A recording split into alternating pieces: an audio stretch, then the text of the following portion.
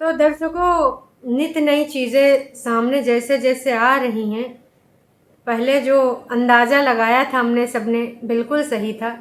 कंजूसी में तो बग्गा नंबर 1 है। कंजूस है, मक्खी चूस है, नेचर का भी बहुत खड़ूस है। आज ये बात पक्की हो गई।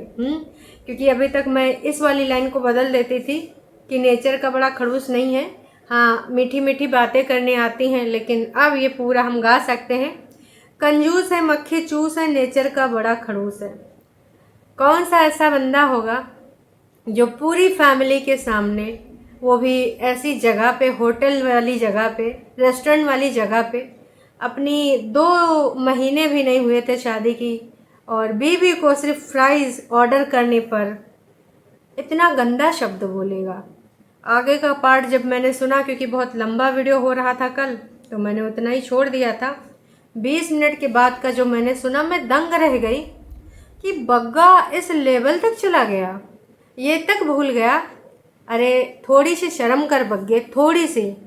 जिस लड़की के दम पे तो इतना डॉलर कमा रहा है, न जाने कितना उसके माता पिता ने उसको खिलाया पिलाया होगा, और तूने इतनी घटिया बात कह दी। हे एवरीवन, एक बार फिर से आप सभी का स्वागत है। अपने बग्गे के अनगिनत रंग अब दीदी निकलवाए के ही लेंगी दम, क्योंकि दीदी तो फेमस है। अब देखो, दीदी के तमाम तरह के रंग हम सब ने देख लिए हैं, तो इन्होंने सोचा बाकी के जो रंग हैं वो काहे दबे रहें, उनके भी रंग दिखने चाहिए।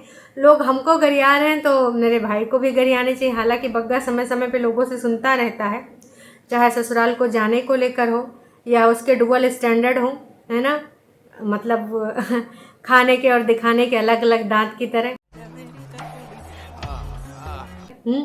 तो जिज्जी ने कुछ ऐसे सवाल आखिरकार विवादित पॉडकास्ट में शुरू कर ही दिए, जहाँ पहले दोनों दीदियाँ ऑलरेडी फेमस हैं, और बग्गे की भी इस प्रकार की चीज़ें अब सामने आ रही हैं।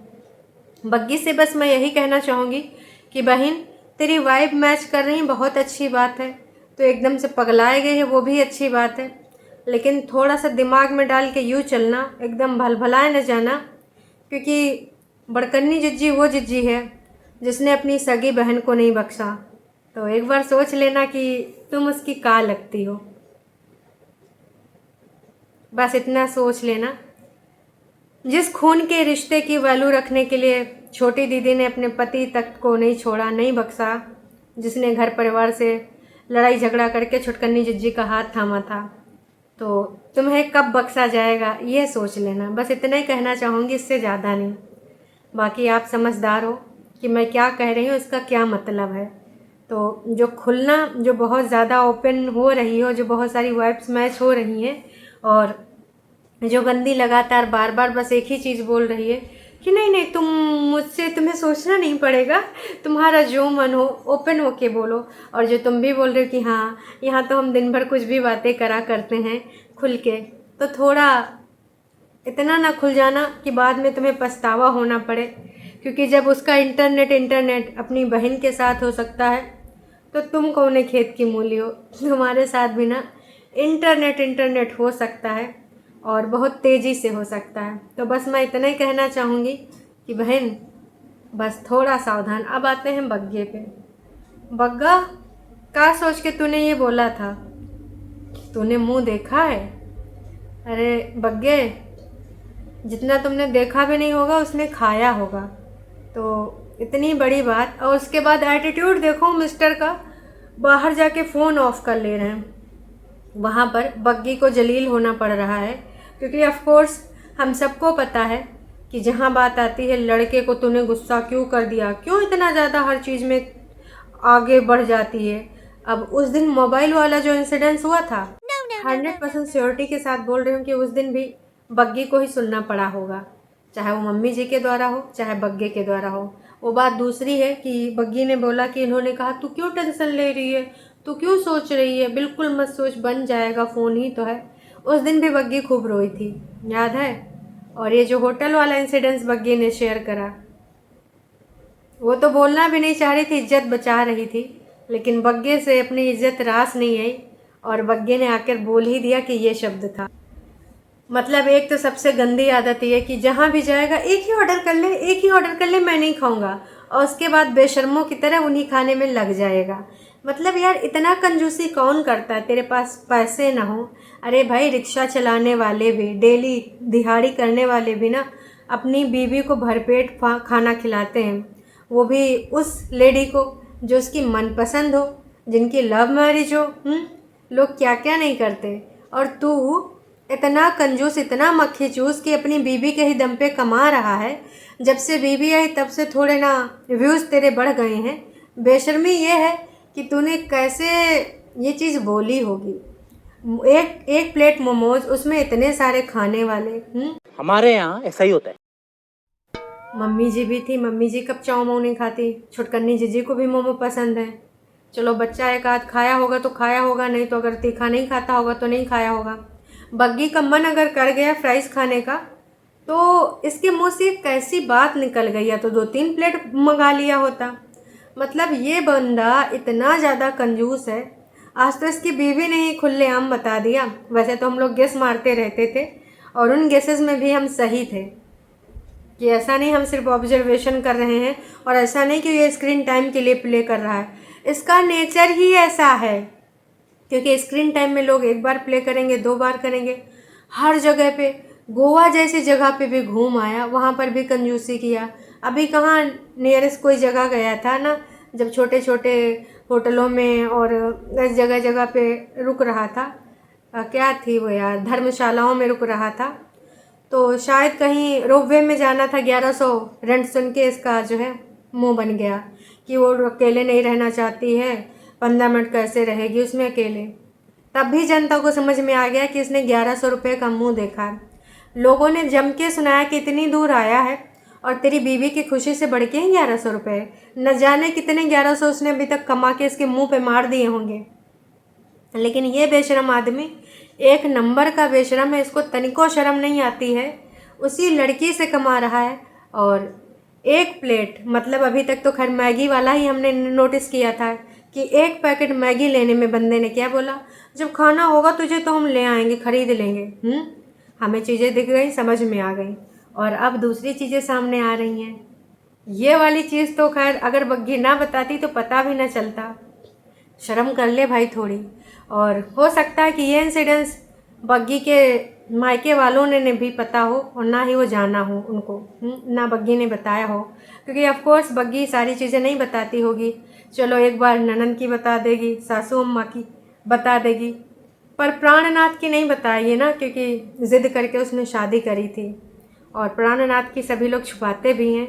ये चलो अपना हस्बैंड है, प्यार मोहब्बत भी होता है, लड़ाई झगड़े भी होते हैं, मन मुटाव भी होता है, लेकिन ये उन सारी चीज़ों से बढ़ के है।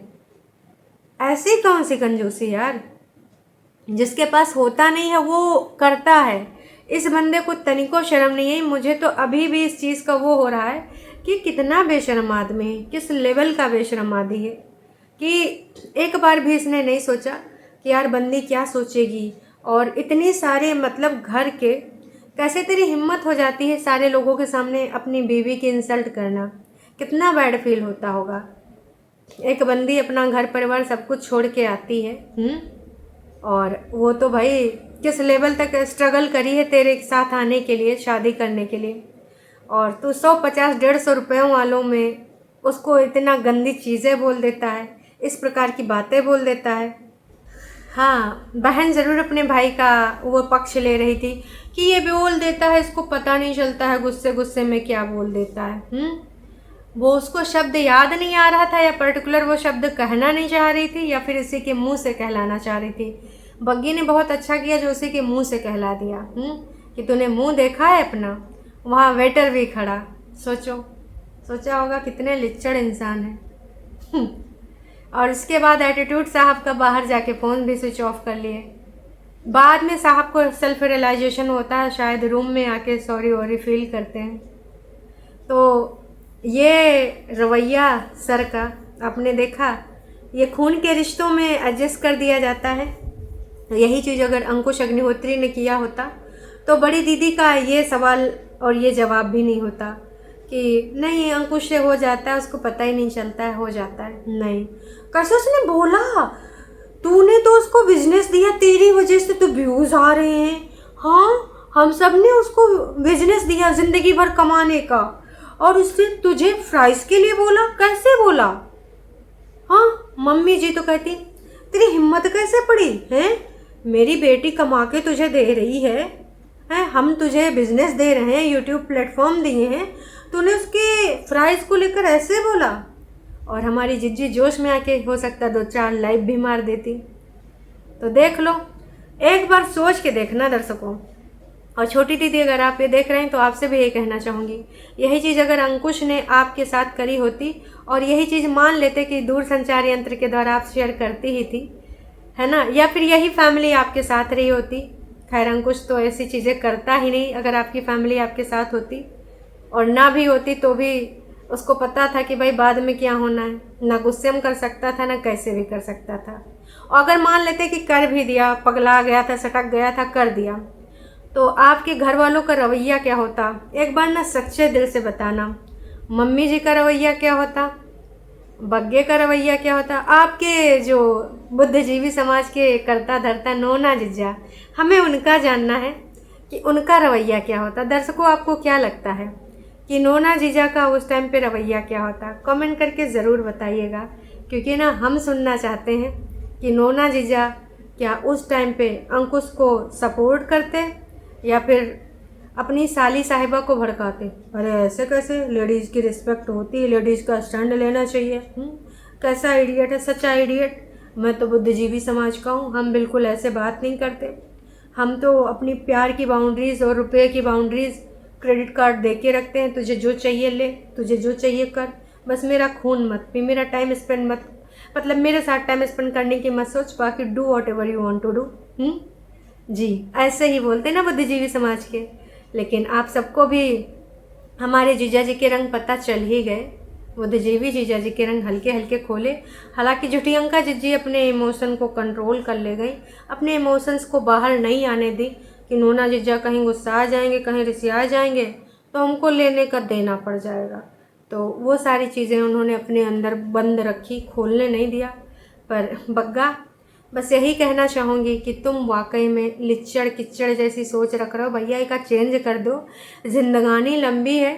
लड़की जो तुम्हारे साथ आई है तो उसकी वजह से काफ़ी कुछ तुम्हारी ज़िंदगानी में बदला है, तो थोड़ा सोच समझ के एटलीस्ट खाने पीने में लिचड़ी ना करो। बाकी अब तुम्हारा नेचर है कंजूसी का, तो मुझे नहीं लगता कि वो इतनी जल्दी जाएगा, इतनी जल्दी तुम्हारे अंदर कोई बदलाव आएगा, नहीं लगता। तो दर्शकों, ये है हमारे छोटकन्नी जिज्जी के लिए सबक। अब उनको सोचना चाहिए कि उन्होंने कहाँ कहाँ पे क्या क्या गलती करी, ठंडे दिमाग से।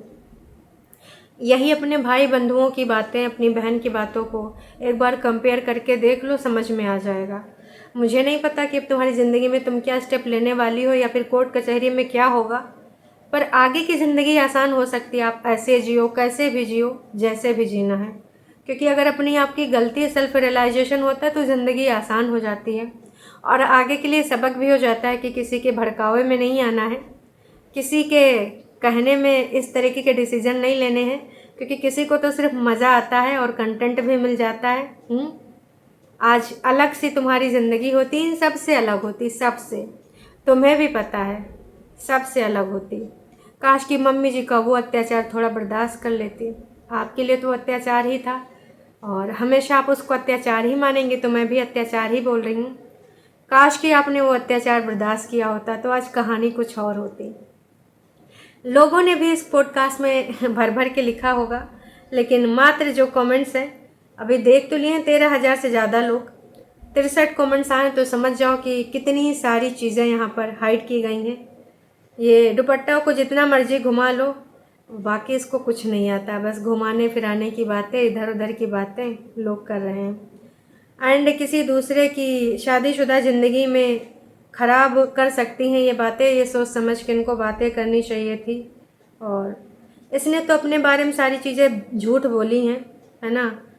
सबको पता है कि भाई हमारी जिज्जी ने एक बार स्टोरी सुनाई थी कि रात में 2 बजे भाग आई थी अपनी गाड़ी वाड़ी लेके, और ये उस टाइम उनकी मम्मी जी भी थी, सासू अम्मा, उनसे हामी भरवा रही थी और मम्मी जी से भी कह रही थी, मम्मी जी आप भी तो एक बार लड़के भाग के आई थी, किससे लड़के आई थी वो हम यहाँ नहीं बताएंगे, ऐसा कुछ बोला था।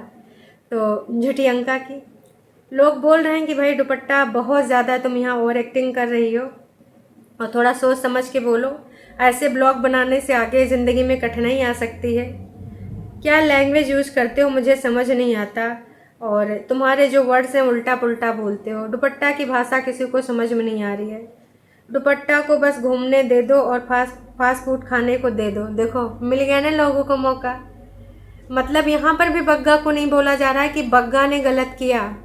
भाई क्यों नहीं खा सकती? अगर वो हमेशा से खाती आई है, अगर उसका मन है धीमे धीमे वो चेंजेस ला रही है ना, मतलब लोगों की पूरे जीवन शैली चेंज कर दो, खाने पीने की हैबिट्स भी चेंज कर दो।